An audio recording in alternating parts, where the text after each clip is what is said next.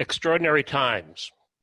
I think in the last 4 weeks, 26 million people unemployed, 1 in 6 Americans are out of work. These are indeed extraordinary times. What advice would the NHEC founders in this picture, taken in December of 39, when the first poll was placed, give us today if they were Zooming with us? The stock market had crashed in 29, the economy had been depressed for 10 years, unemployment was 20%, down from a high of 25. Germany had invaded Poland just 10 weeks before. I'd suggest to you that the motivating force behind these folks was not to reticulate electricity, but to help people. The cooperative spirit is about helping people. I'd be willing to bet that at their first meeting, the founders didn't sit around talking about the insurmountable legal and financial obstacles they might face. They talked about what they wanted to achieve, how they could help people. I'd be willing to bet they didn't even have an easement for that poll. They just did it and got it done. I think we all laughed last week when our discussion about how to reply to the broadband petition kept being interrupted by technology failures. It was funny, ironic, but also sad and may ultimately prove tragic for our members and our region. When I looked at this slide in that light, I realized I was asking the wrong question. It's not, do we want to help members? It's, do members need high-speed, affordable, reliable broadband? In 1935, our founders realized that coming out of the Depression, the region would die without electricity, and they stepped up to help. The challenges our region will face over the next few years will be like those faced in 1939. Without broadband, our children's education will suffer, our healthcare will suffer, 21st century jobs to replace those lost will not come here, and the economic viability of the region will wither. The real question is not, do we want to help, but rather, what do our members need? It is their co-op, not ours. It belongs to the members. So I think last week's meeting convinced me that there were 3 assumptions that the board holds that are getting in the way of helping our members in this regard. I think the first assumption is that broadband only benefits a few members. The second assumption is that make-ready is predictable. Anybody that wants to do it can do it. They can run fiber on our poles. It's easy. And the third is that NHEC needs to invest $150 million.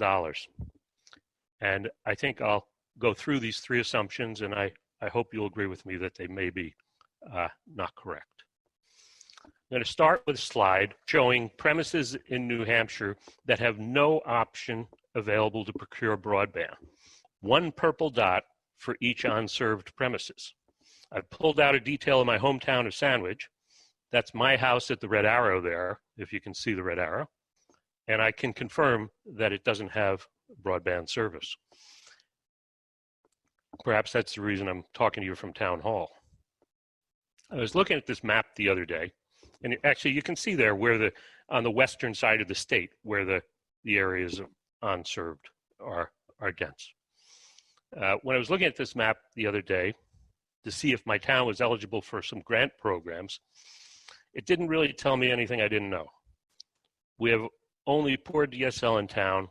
It doesn't work when it rains. That's why I'm, as I said, talking to you from Town Hall. So as a board, I think we assume that a broadband initiative would only benefit those people who live in purple dots. I estimate from a couple data sources, that's about 12,000 of NHEC 80,000 members that are represented by those purple dots. Now, nothing earth-shattering. I think that's what we've all believed. But what blew me away was this next slide. What the red area, the outlined area, is Carroll County. Sandwich is actually in Carroll County. And as a selectman, I'm a member of the Carroll County Broadband Committee. By way of background, the Carroll County Broadband is a serious group of 30 to 40 folks representing 18 select boards. Every town in Carroll County has joined this group. It has county government, state government, some national government representation, and they've been meeting for 12 months. They're working on legislative changes. They've gotten some grant money for a feasibility study, and they're actively trying to get fiber to the home for all residents of Carroll County. To say the least, it's a serious group. So what blew me away was the realization that the entire county, with the exception of Sandwich, is categorized as adequately served by the FCC. Notice there are no purple dots in Carroll County other than Sandwich. So all these folks are working very hard to bring fiber to a group of folks that we, the board of NHEC, assumes are adequately served. They all have cable, not all. Sandwich doesn't have any cable. We barely have internet. So how could it be that a bunch of people that have cable want fiber? The reason is it's got poor quality service. There was an outage of multiple days probably 2 months ago, where Spectrum lost the whole northern part of the state. You've got technical limits of cable. Particularly upload speeds are horrendous, and it bogs down. And you got cost. The cable guys are unregulated monopolists, and they know how to charge accordingly. I think we make a mistake not listening to our members. They are now speaking to us by actively seeking solutions. Are we listening? So just to give you some facts about Carroll County, 21,000 or 25% of NHEC members live in this area that is actively trying to get fiber to the home. 50% of the residents of Carroll County are members of the co-op. As a member group, those 21,000 Carroll County members are probably the best served in terms of broadband of NHEC members. You can look around the rest of the state. There's more purple dots on the other side than there are in Carroll County. They aren't happy, they want fiber, and they are actively pursuing it. So I suggest to you that fiber broadband would benefit all NHEC members, not just those 12,000 that we traditionally think we're going to help. So that's the first assumption. The second assumption we make is that make-ready is predictable. Well, the PUC regulation is a defined process. I agree with that. But the outcome of that process is anything but predictable. I would suggest to you that the uncertainty of the outcome and the front-end loaded costs of the process in terms of both time and dollars scares off investors.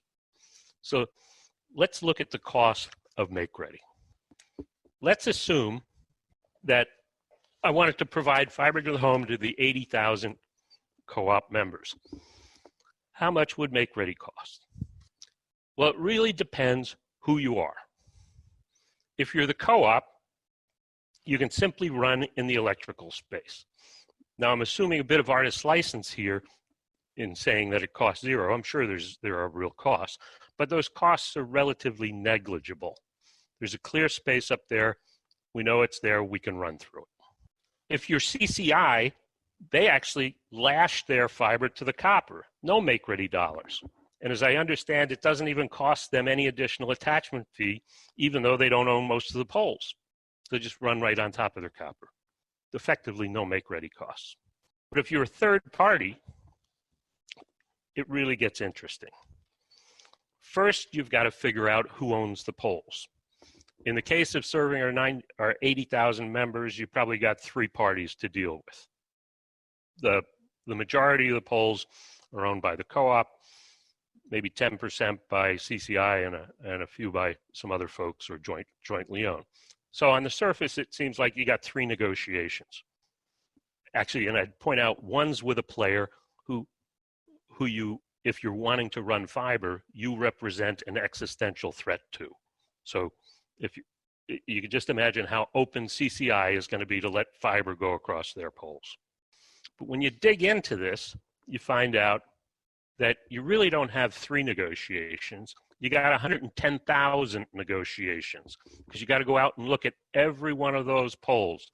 You got to figure out if there's space here. You got to figure out if the ground clearance is below. You've actually got to look at every pole. The cost of this is, I've done some investigation, is probably on the order of $50 a pole by the time you get it done. There's $10 to $20 in fees paid to the co-op, and there's, or the other pole owners, and there's the management time of actually going out and visiting 110,000 things and then negotiating with those 3 parties. Then once you get that defined, you got to do the work. It's suggested to me that that would be on the order of $400 a pole on average across the system. So you got $45 million in make-ready costs. It all gets too hard.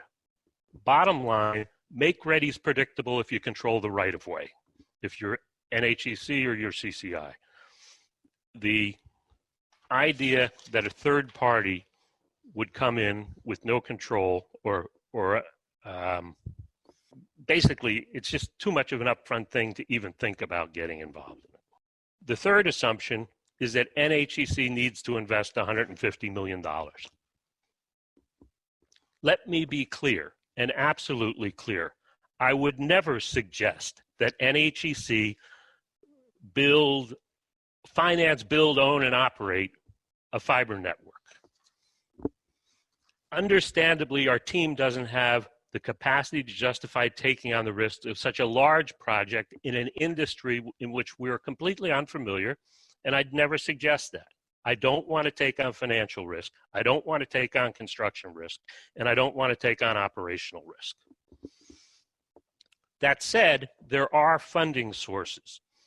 In 2018, the study we commissioned suggested that third-party investment capital might be available. I've subsequently had conversations with developers and operators that confirm investment capital is available. Earlier this year, as Tom suggested, the FCC announced the details for the Rural Digital Opportunity Fund. Of the $20 billion, that's billion with a B, 67 million is specifically designated for New Hampshire, of which 45 million is in census block groups served by the co-op. Nationwide, just anecdotally, 150 electrical co-ops, our sister co-ops, are expected to participate in that Rural Digital Opportunity Fund. The business models contemplated by those co-ops range from the co-op doing everything, financing, construction, operating, and owning, and there's a whole range of them, out to a third party finances, constructs, operates, and owns. And as I stated previously, my personal preference is to outsource all the risk. One thing all those models have in common, though, is that the co-op is providing the right-of-way. So why would that be? It's because it brings predictability to the process. You don't have to do 110,000 negotiations. So just in terms of the Opportunity Fund, the submission is due June 30. The auction actually takes place in October. So what about other funding sources? Well, there's no doubt, I have no doubt that in the next 6 to 12 months, the COVID-19 infrastructure stimulus money will be available. We've actually, my position in the town, we've had discussions with the federal, our representatives in DC, and they indicate that that's coming, and we should be ready for it. Rural broadband is a hot topic with those guys too, and they like cooperatives, so I think we're in a good position there. So now I just want you to imagine, and what I put down here is just an idea. It's not a specific deal, but it's just to get you thinking about what something could look like. So first of all, what we want is to get the option to access high-speed broadband at an affordable price for all our members. So you could imagine a venture that would do that. Let's just say that the only thing the cooperative contributed to that venture was to add predictability in the cost of make-ready and right-of-way.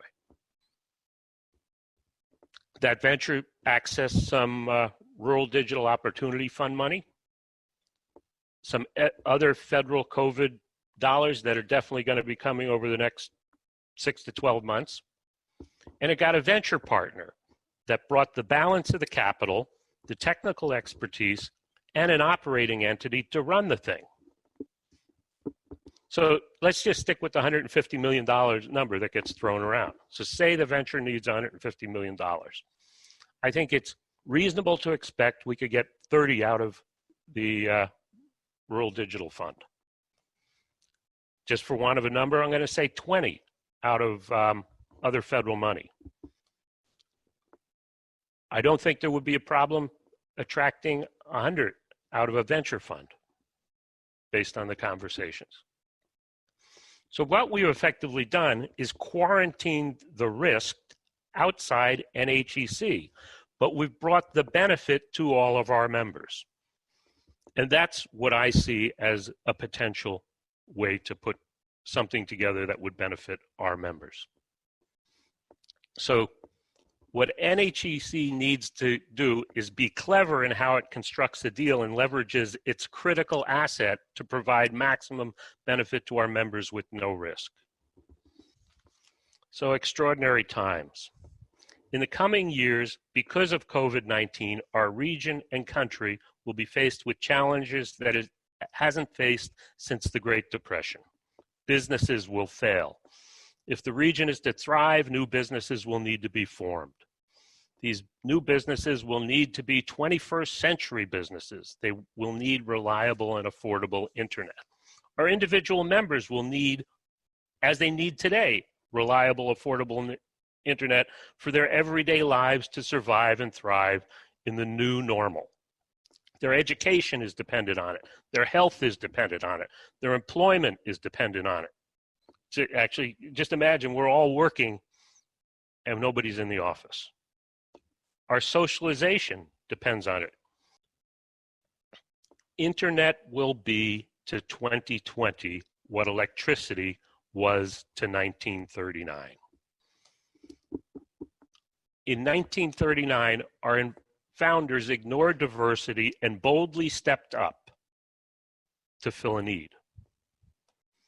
Today, our directors we as a group of directors can surely investigate the possibility that we can follow in our founders' footsteps and lead our region into the recovery.